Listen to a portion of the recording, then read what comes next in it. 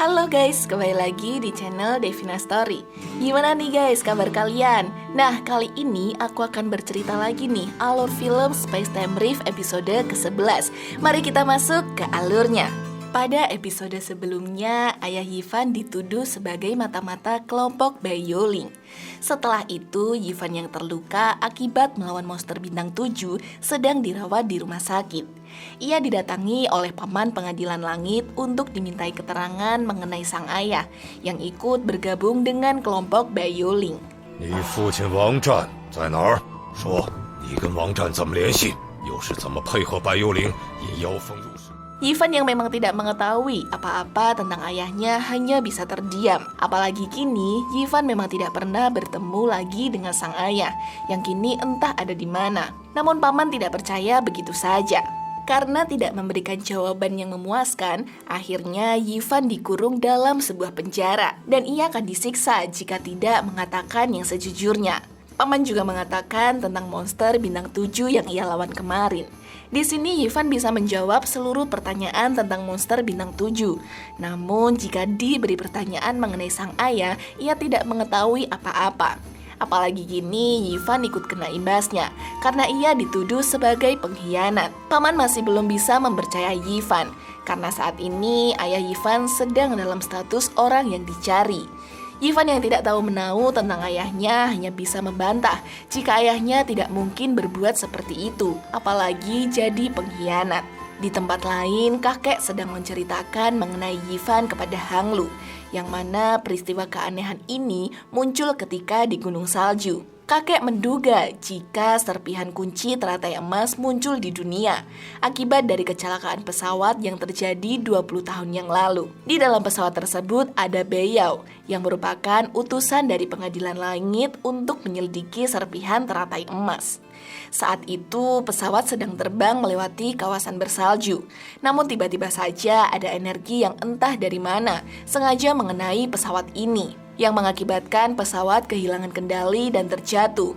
Beyau dan semua orang yang ada di dalam pesawat mati, terkecuali ayahnya Yivan. Serpihan kecil teratai emas itu tiba-tiba saja ikut menghilang. Kakek menduga jika itu adalah ulah dari organisasi Bayoling, yang mana diduga ayah Yivan ikut dalam kelompok ini.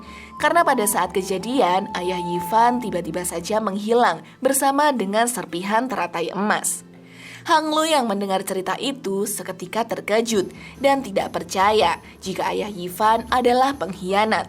Apalagi Yivan juga ikut dituduh sebagai pengkhianat. Kakek juga bercerita jika akhir-akhir ini sering muncul monster, itu akibat dari energi yang dimiliki Yivan. Namun Hanglu masih tidak percaya tentang cerita ini karena Hanglu mengenal Yivan merupakan sosok pribadi yang baik walaupun sedikit agak ceroboh. Kalau memang tuduhan itu benar, Yivan sendiri tidak bisa disalahkan, cuman gara-gara ia anak dari pengkhianat. Kakek pun memberikan dua pilihan kepada Hanglu, yaitu menyelamatkan 3 dunia atau Yivan. Jika ingin menyelamatkan 3 dunia, ia tidak usah berteman lagi dengan Yivan. 想整个陆家，爷爷是不是早就知道了他的身世？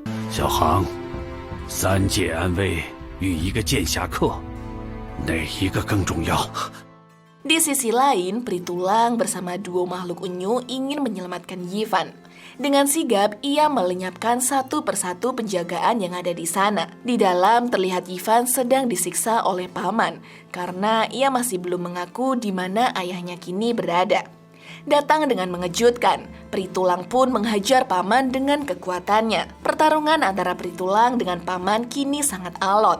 Pritulang yang ingin membebaskan Yivan kini harus berhadapan dengan Hakim Dunyarif. Namun saat Pritulang akan membawa Yivan keluar, tiba-tiba saja paman mengeluarkan jurus pecut saktinya.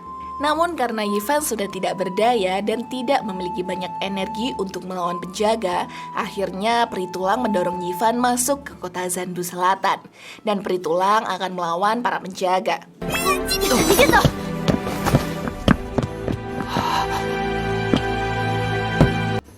Ternyata rumor berita mengenai ayah Yifan sebagai kelompok Bioling telah tersebar luas. Terbukti dengan Yifan yang dilempari telur oleh para warga yang ada di sana. Nampak para warga sangat dendam kepada Yifan, karena gara-gara dia banyak keluarga yang meninggal akibat melawan monster. Yifan yang tidak tahu apa-apa pun hanya bisa terdiam sambil menahan kesedihan karena tuduhan yang ia alami. Kesedihan itu terus berlarut-larut, bahkan Yifan hanya duduk terdiam, tidak bergerak, tidak makan dan tidak minum. Ia hanya bisa melamun kepikiran tentang berita yang beredar saat ini. Bahkan Jili-Jili sampai bingung dengan Yifan, karena Yifan yang ia anggap selalu ceria, namun kini hanya bisa terdiam. Jili-Jili yang mengajak ngobrol Yifan hanya dicuekin, tidak digubris apapun perkataan dari Jili-Jili. Ya, walaupun Jili-Jili ini punya niat jahat, namun ia masih peduli dengan Yifan. Tak sengaja Jili-Jili membaca chat grup milik Yifan, yang mana grup tersebut merupakan grup berisi hero-hero. Berita mengenai Yifan dan ayah Yifan adalah mata-mata Bioling sudah tersebar luas.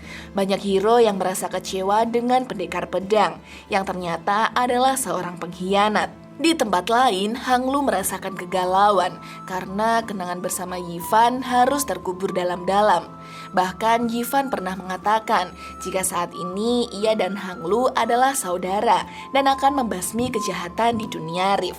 Setelah memikirkan matang-matang, Hanglu memilih untuk melanjutkan pertemanan dengan Yifan karena saat ini ia sudah menemukan teman sejati.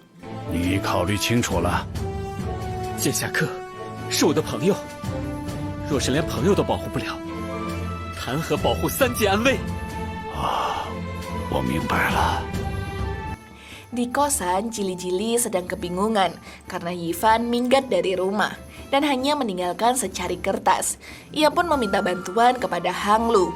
Akhirnya mereka mencari keberadaan Yifan. Di tempat lain terlihat para warga sedang berdemo ingin menghilangkan nama pendekar pedang.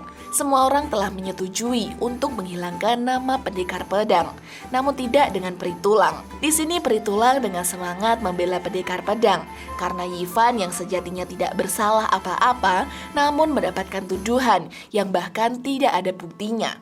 Peri Tulang juga menegaskan kembali tentang peraturan ke-11 yang berbunyi tidak boleh memfitnah orang lain. Karena pada saat ini pengadilan langit belum memutuskan tentang berita ini. Mereka tengah menyelidiki kebenaran yang terjadi. Peri Tulang juga percaya jika Yifan bukanlah mata-mata dari Bioling. 的确，我没有证据，但我相信他。肉眼可见，自从剑侠客来了之后，我相信他，由始至终，无论是作为古精灵，还是期末。 Di sisi lain ada seseorang yang terluka. Dengan sigap Yifan menolongnya. Ternyata orang tersebut akan mencuri kotak berwarna emas. Hanglu dan dua makhluk unyu-unyu yang masih mencari Yifan akhirnya menemukannya berada di pinggir sungai.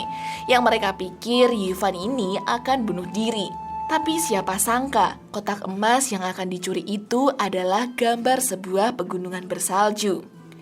Nah, buat kalian yang penasaran, tunggu kelanjutan dari Space Time Rift episode ke-12 hanya di channel Devina Story. Xie xie.